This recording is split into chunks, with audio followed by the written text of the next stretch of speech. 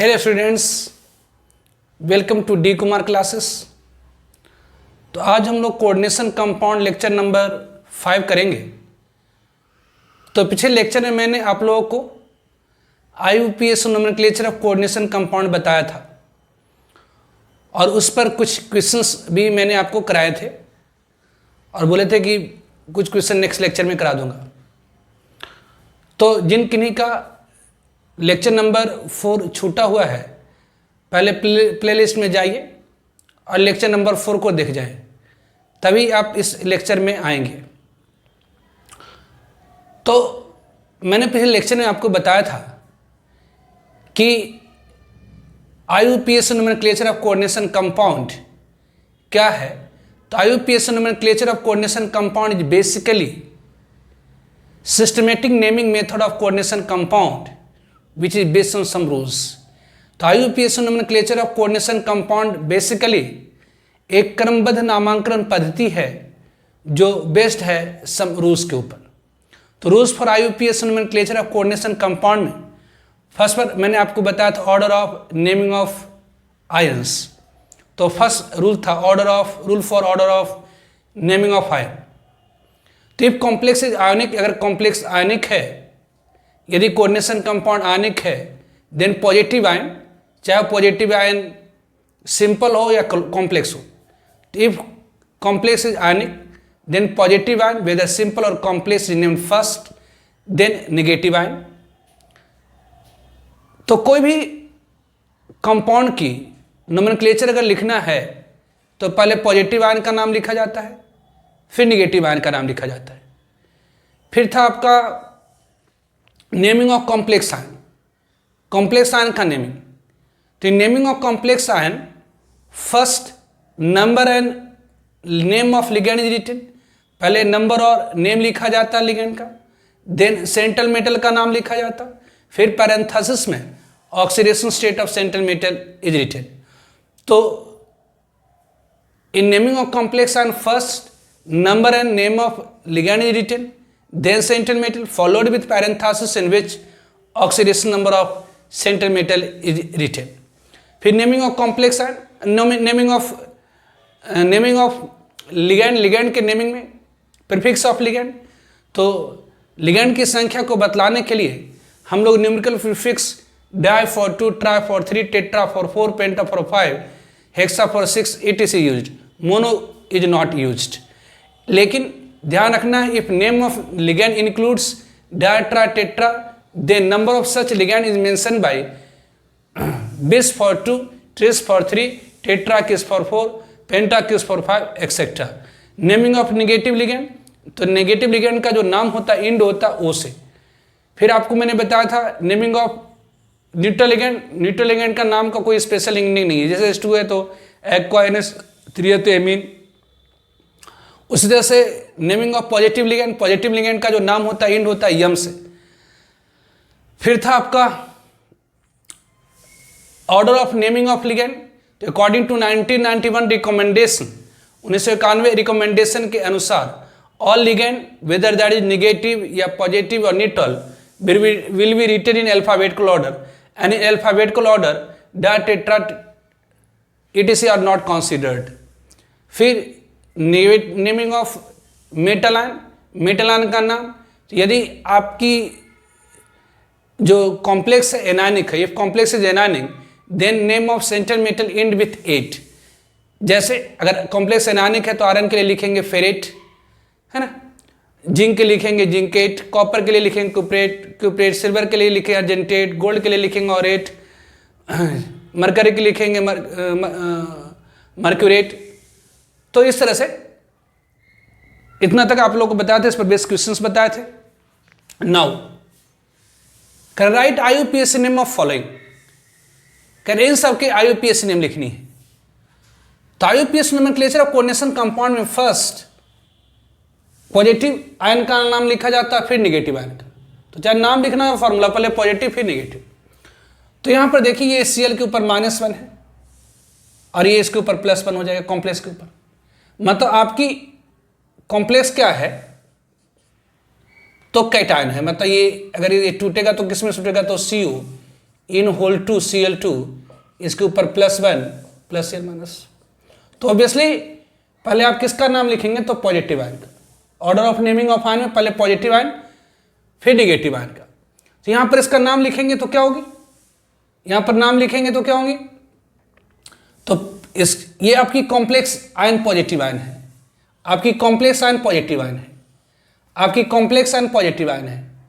तो कॉम्प्लेक्स में पहले नंबर और नेम लिखा जाता है लिगेंड का। तो यहाँ तो दो लिगेंड है, यहाँ तो दो लिगेंड है।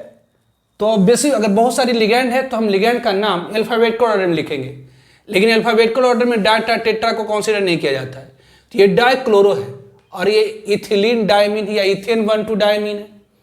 तो बेसिक पहले हम क्या लिखेंगे, तो क्लोरो पहले आता है किससे, तो इथेन 1,2 डायमीन से या इथिलीन डायमीन से, इन मत इथिलीन डायमीन।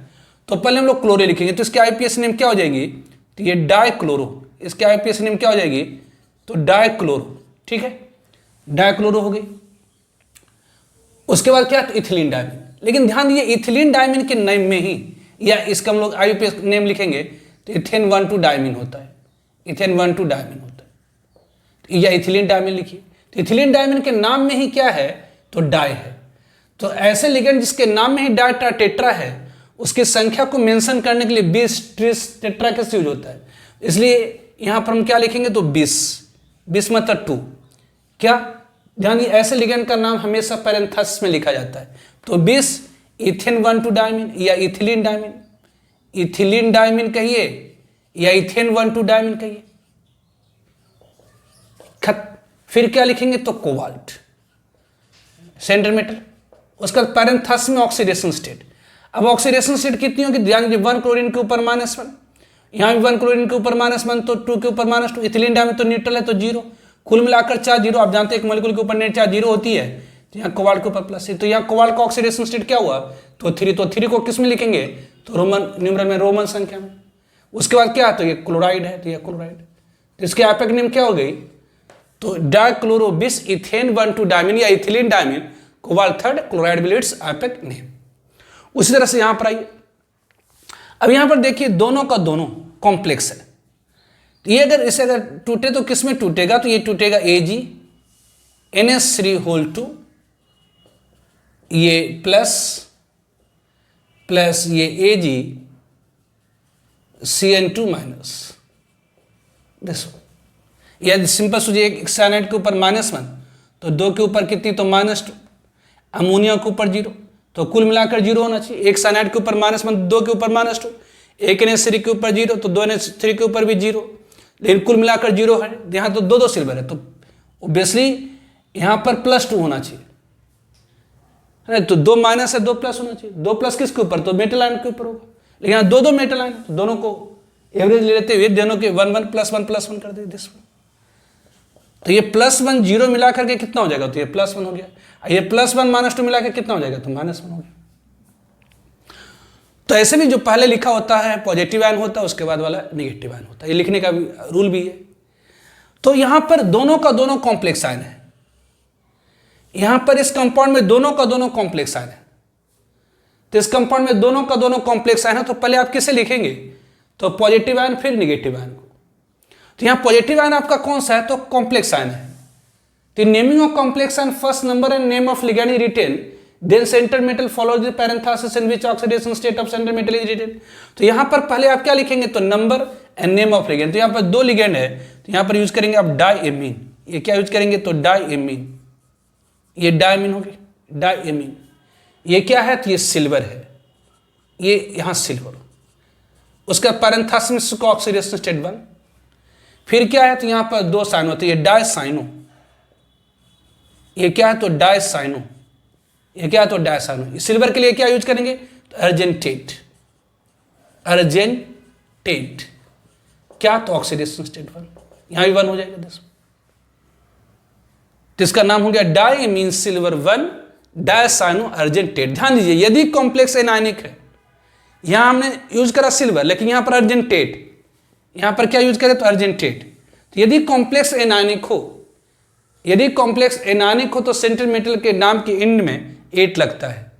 उस तरह से यहां भी आइए, ये आपका पॉजिटिव। अगर इसे आप कहेंगे तो ये क्या है, तो यहाँ पर आप कह सकते हैं कि ये टूटेगा किस में, तो ये CuNH3, ये CuNH3 O6 + 3 प्लस CuCN6 ये -3 दिस। तो ये है, तो बेसिक यहाँ पर एक साइनाइड के ऊपर -1 तो 6 के ऊपर -6, ये 0 है। कुल 0 करने के लिए क्या करना होता है, +6, तो +6 करने के लिए क्या देंगे, तो यहाँ पर +3 देंगे, यहाँ पर +3 देंगे। तो अगर इस कंपाउंड की आपका नेम लिखनी है, बेसिक ये -6 है, कुल 0 करने के लिए +6, तो +6 किस दीजिएगा, तो मेटल आयन के ऊपर, तो यहाँ 2 मेटल आयन है, तो एवरेज +3, तो ये +3 और 0 मिलकर के इसके ऊपर नेट क्या होगी, तो +3, ये +3 -6 मिलाकर क्या हो गया, तो -3। तो इस कंपाउंड का अगर IUPAC नेम लिखना है तो order of naming of ion, ion का नाम लिखना क्रम क्या होता है, तो पहले पॉजिटिव आयन फिर निगेटिव आयन। तो पॉजिटिव आयन आपकी क्या है, तो कॉम्प्लेक्स आयन है, निगेटिव आयन भी क्या है, तो आपका कॉम्प्लेक्स आयन है, दोनों का दोनों कॉम्प्लेक्स आयन है। तो naming of complex ion, first number and name of ligand related, मतलब यहाँ पर 6NH3 है तो हम यहाँ पर लिखेंगे हेक्साएमीन, हेक्साNH3 के लिए क्या, तो एमीन, हेक्साएमीन क्या, तो कोबाल्ट, कोबाल्ट ये क्या है, तो इसकी ऑक्सीडेशन नंबर रोमन न्यूमरल में 3। फिर क्या लिखेंगे, तो हेक्सासाइनो, फिर क्या लिखेंगे, तो हेक्सासाइनो, हेक्सासाइनो क्या, तो कोबाल्टेट, ये क्या लिखेंगे, तो कोबाल्टेट, ये कोबाल्टेट क्या, तो ये 3rd। तो इसकी IUPAC नेम हो गई हेक्साएमीन cobalt 3rd, hexacyano cobaltate 3rd।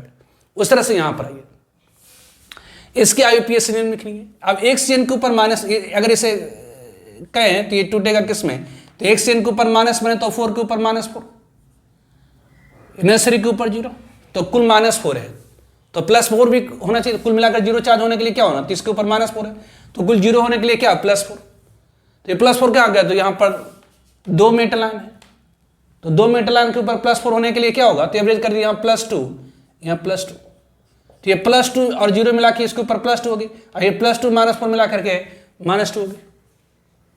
तो अगर इसका एपिक नेम लिखना है तो क्या करेंगे आप, तो पहले पॉजिटिव आयन का नाम लिखेंगे, फिर निगेटिव आयन का।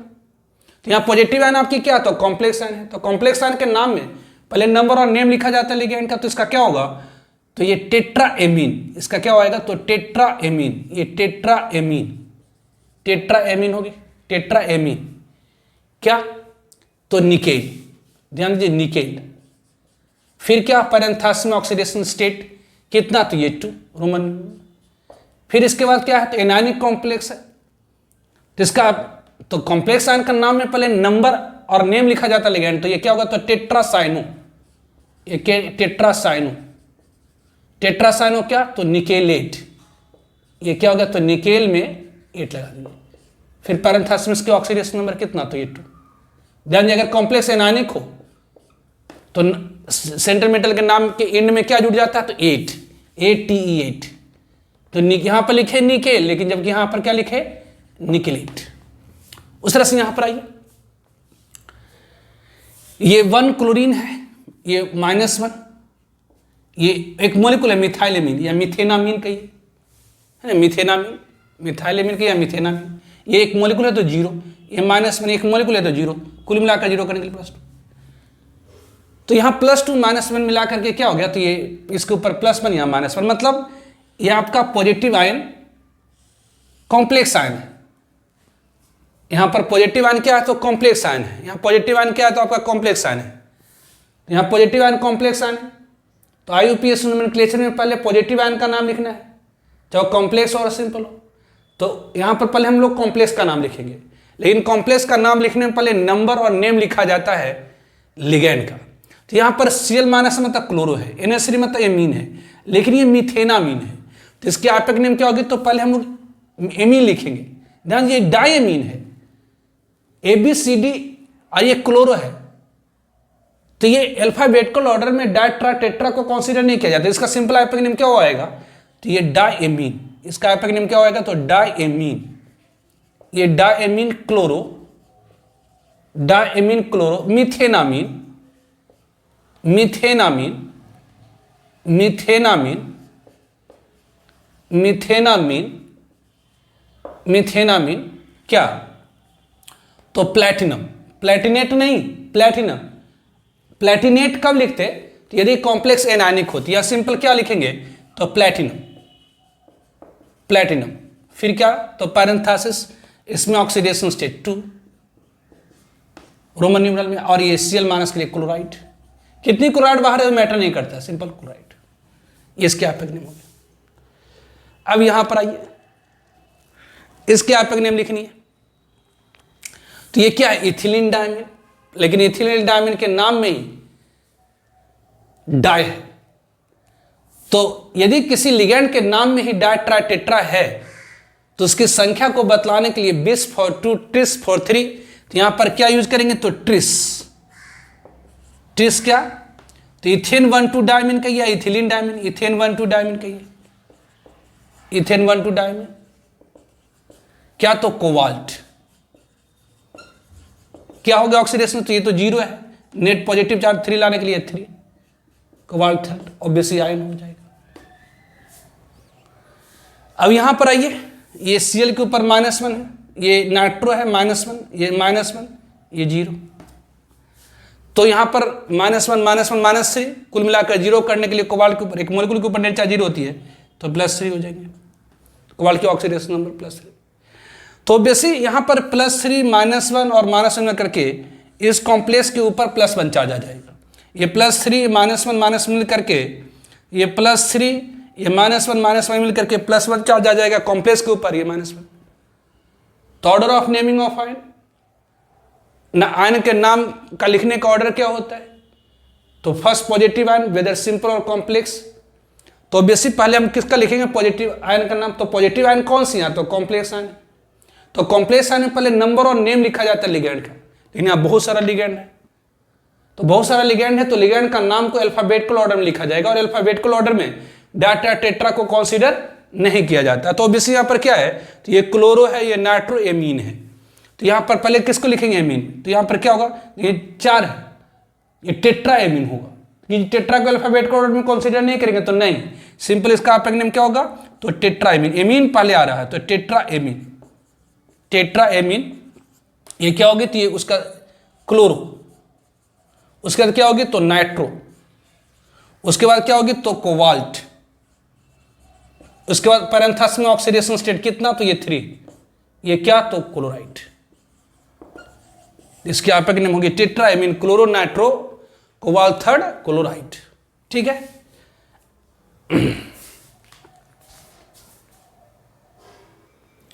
तो another example, write formula of the following coordination compound. इन सारे कोऑर्डिनेशन कंपाउंड का फार्मूला बताइए। तो करा कि tetra ammine, first one tetra ammine chlorido cobalt 3 chloride, cobalt 3।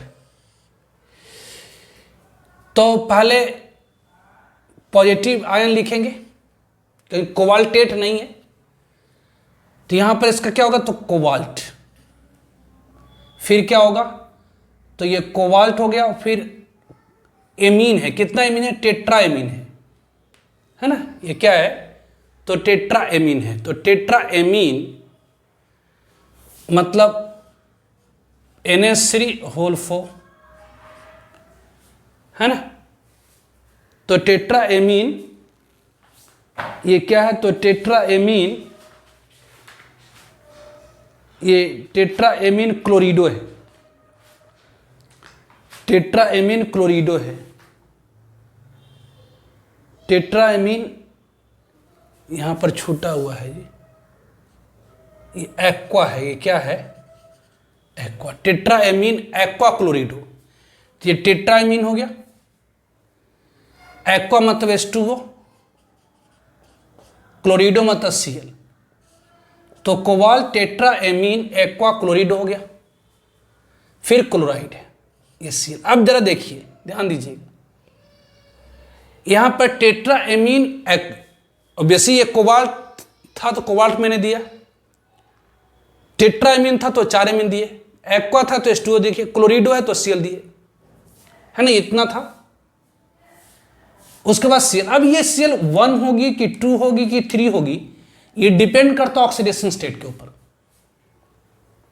ये डिपेंड करता है ऑक्सीडेशन स्टेट के ऊपर। जरा देखिए यहां पर अगर सिर्फ एक क्लोरीन देंगे तो यहां पर -1, ये -1, ये 0, ये 0, ये +2 ही होगी। तो यहां पर चूंकि कोबाल्ट थर्ड है तो +3 रखने के लिए यहां पर हमें 2 क्लोरीन देनी पड़ेगी। तो ये ऑब्वियसली 2 क्लोरीन के ऊपर -2, फिर -1, ये 0, ये 0, कुल मिलाकर 0 करने के लिए +3। तो पहले टेट्राएमीन, एक्वा, क्लोरिडो, कोबाल्ट, क्लोराइड।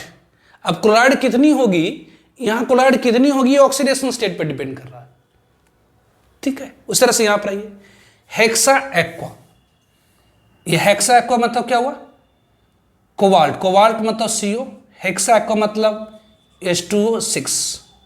अब जरा देखिए ये कोबाल्ट थर्ड है, तो कोबाल्ट थर्ड इसका मतलब कोबाल्ट की ऑक्सीडेशन स्टेट यहां +3 होनी चाहिए। तो यहां कोबाल्ट की ऑक्सीडेशन स्टेट +3 कैसे होगी, तो ऑब्वियसली यहां पर कुछ आगे तो है नहीं, तो सिंपल +3 हो जाएगा। अब यहां पर करा पेंटा एमीन क्लोरिडो, कोबाल्ट थर्ड, तो ये कोबाल्ट है मतलब ये CO, पेंटा एमीन है मतलब NH3, ये 5, क्लोरिडो मतलब Cl। अब जरा देखिए यहां पर ये थर्ड है मतलब कोबाल्ट की ऑक्सीडेशन स्टेट 3 होना चाहिए, लेकिन यहां पर क्या, तो ये क्लोरीन की, यहां तो एक ही क्लोरीन है तो -1, और यहां पर थर्ड इसका मतलब क्या होना चाहिए, तो +3, यहां पर क्या होना चाहिए, तो +3। तो ये +3 और -1 मिलकर के यहां नेट एक्चुअली क्या हो आएगा, तो ये +2 आएगा, है ना, ये होगी फॉर्मूला। उसी तरह से लिथियम, अब देखिए पहले लिथियम लिखा हुआ है, तो जो पहले लिखा होता है वो पॉजिटिव आयन, तो ये लिथियम हो गई।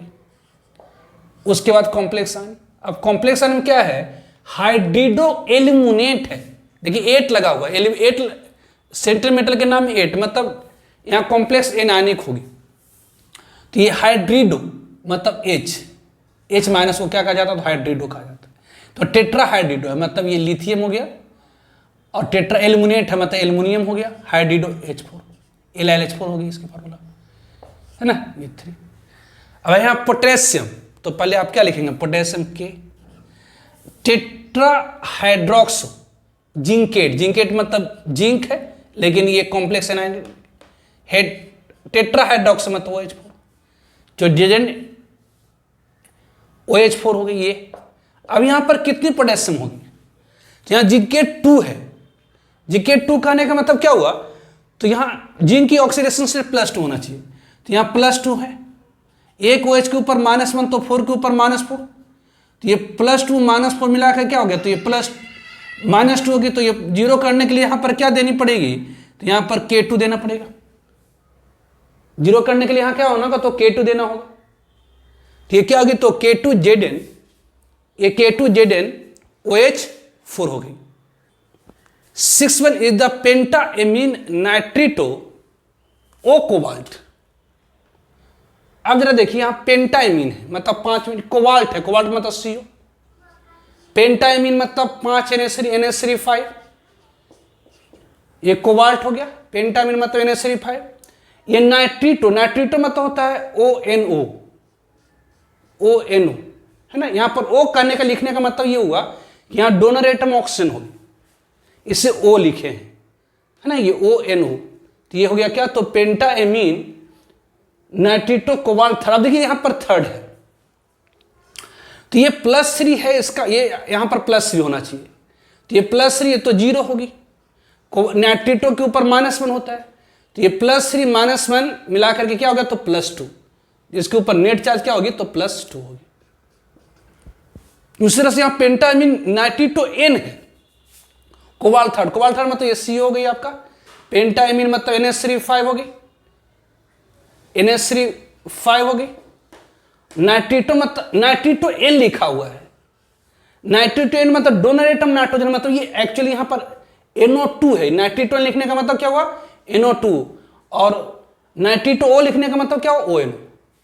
ऑब्वियसली यहां पर क्या होगी, तो ये +3 होने के लिए ये +3 होगा, ये -1, तो +3 -1 मिलकर के क्या होगा, +2। तो इस तरह से स्ट्रक्चर लिखते हैं, फॉर्मूला लिखते हैं कंपाउंड के। ठीक है।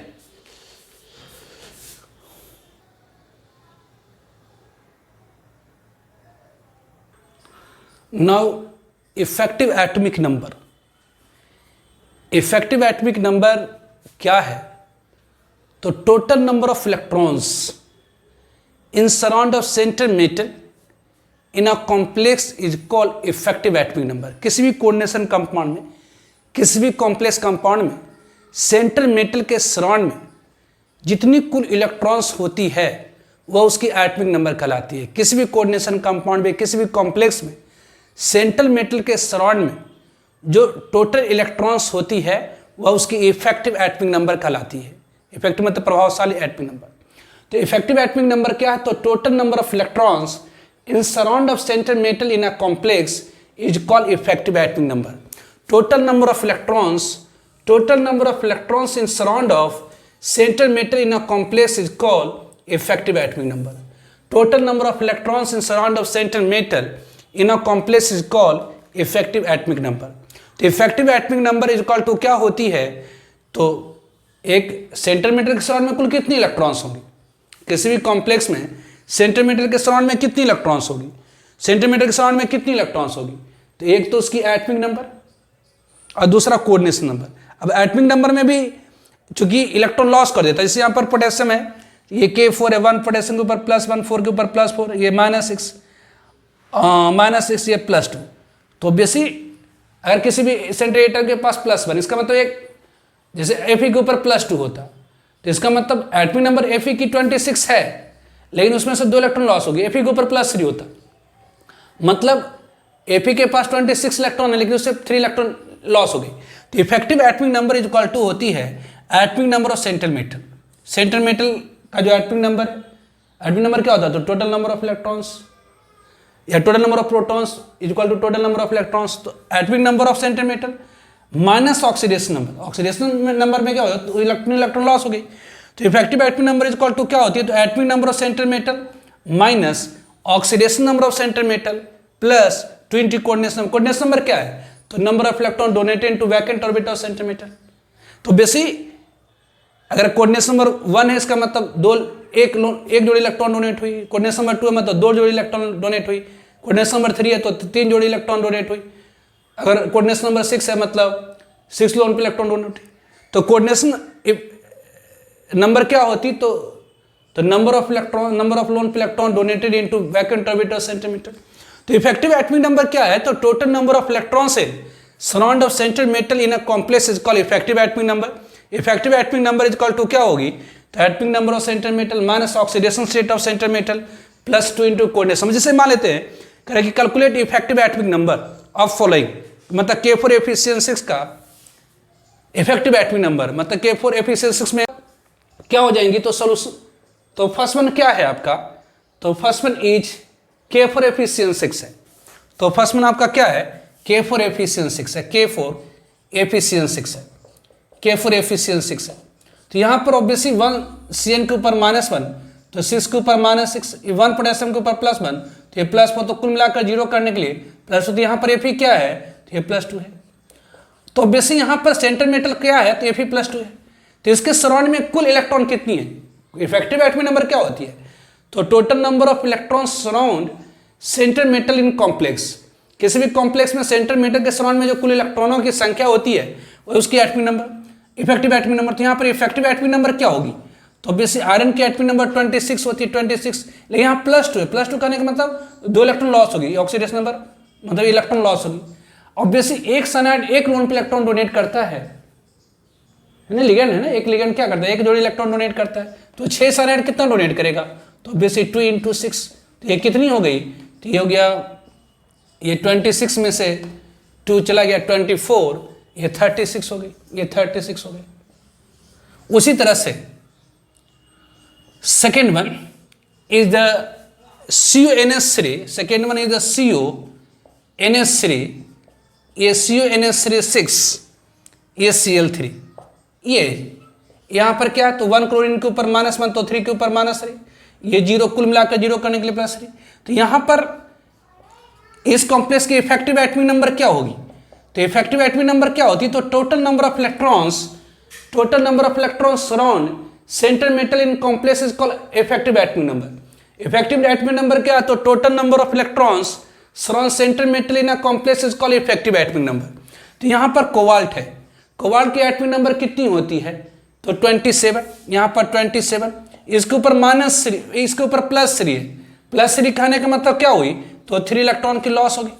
ऑब्वियसली यहाँ पर एक NH3 एक लोन पे इलेक्ट्रॉन डोनेट करता है, तो 6 NH3 क्या करेगा?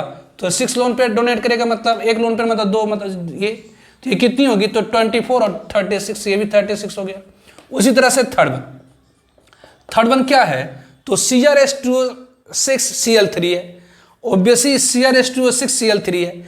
यहाँ पर ये क्या? तो ये CrH2O6Cl3 है।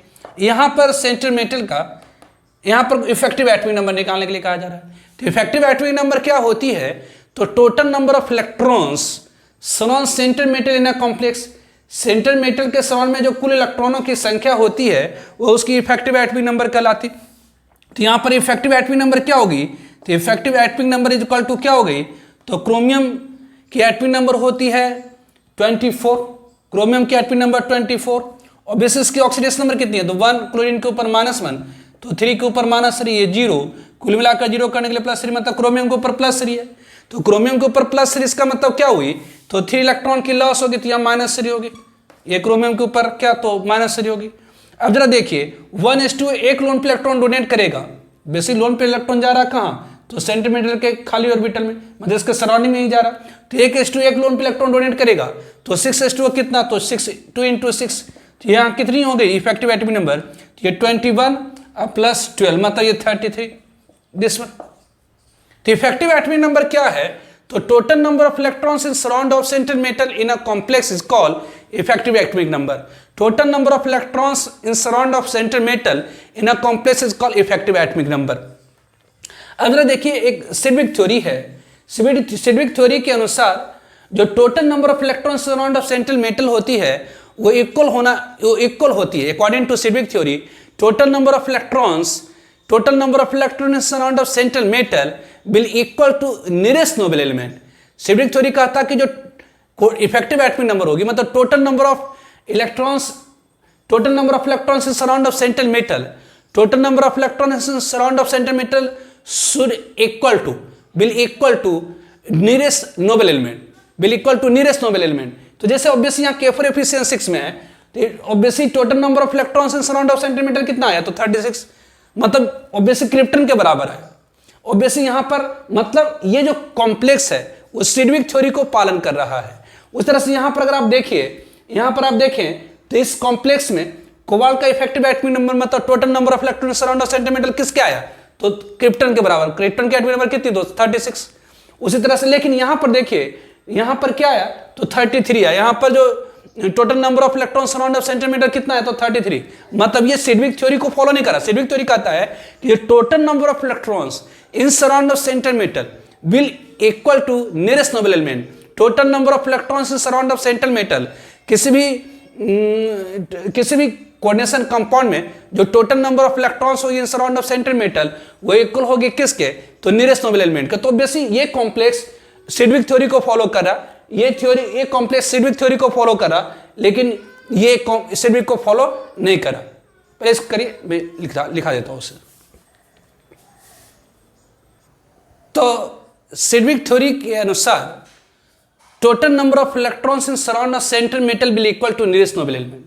सिडविक थ्योरी कहता है कि जो टोटल नंबर ऑफ इलेक्ट्रॉन्स होती है in surround of central metal will equal to nearest noble element. Sidgwick theory के अनुसार जो total number of electrons surround of central metal होगी वो इक्वल होगी नियरेस्ट नोबल एलिमेंट की। फॉर एग्जांपल, करें among the following complexes not following Sidgwick theory, करें निम्नलिखित कॉम्प्लेक्सेस में से कौन सिडविक थ्योरी को फॉलो नहीं करा? तो among the following complexes not following Sidgwick theory, first one is the K4 efficiency 6, second one CuNH3O6Cl3 and third one CrH2O6Cl3। तो ऑब्वियसली K4 एफिशिएंसी 6 में आपने इसकी इफेक्टिव एटॉमिक नंबर निकाला 36, मतलब ये क्या है? क्रिप्टन के इक्विवेलेंट है। ये क्या है? तो ये नियरेस्ट हो गया क्या? तो ये क्रिप्टन हो गया। तो ये फॉलो कर रहा है, ये सिडविक थ्योरी को फॉलो कर रहा है। सिडविक थ्योरी क्या कहता कि total number of electrons in surround of central metal will equal to nearest noble element. Symmetric theory क्या कहता है, तो total number of electrons around the center metal will equal to nearest noble element. तो ये basically symmetric theory को follow करा, क्योंकि यहाँ पर जो total number of electron in surround of center metal that is effective atomic number.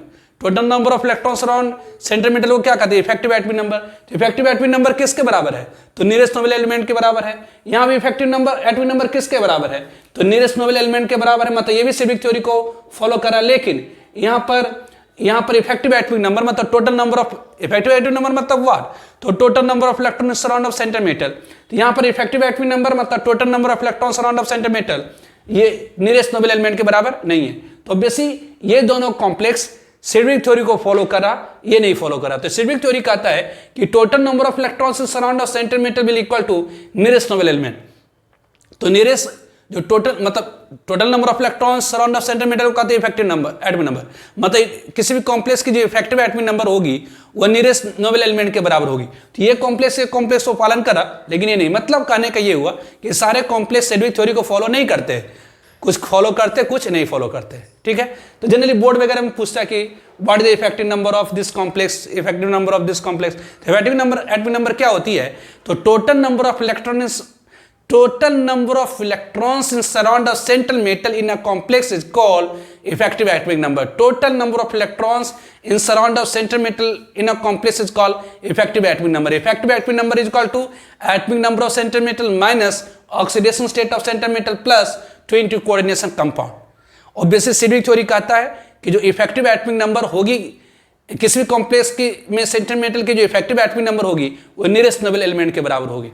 ठीक है, जो फॉलो करेगा सिमेट्रिक थ्योरी, जिसमें ऐसा हो गया तो सिमेट्रिक थ्योरी को फॉलो कर रहा, जिसमें ऐसा नहीं होगा वो सिमेट्रिक थ्योरी को फॉलो नहीं कर रहा है। ठीक है, तो आज हम लोग इतना ही तक छोड़ देते हैं। नेक्स्ट लेक्चर में आप लोगों को मैं theories of bonding in coordination compound बताऊंगा, नया article theories of bonding in coordination compound, that is Werner theory, valence bond theory, crystal field theory, जो सबसे इंपॉर्टेंट होता है वैलेंस बॉन्ड थ्योरी। ठीक है, तो नेक्स्ट लेक्चर में करेंगे। Okay, bye.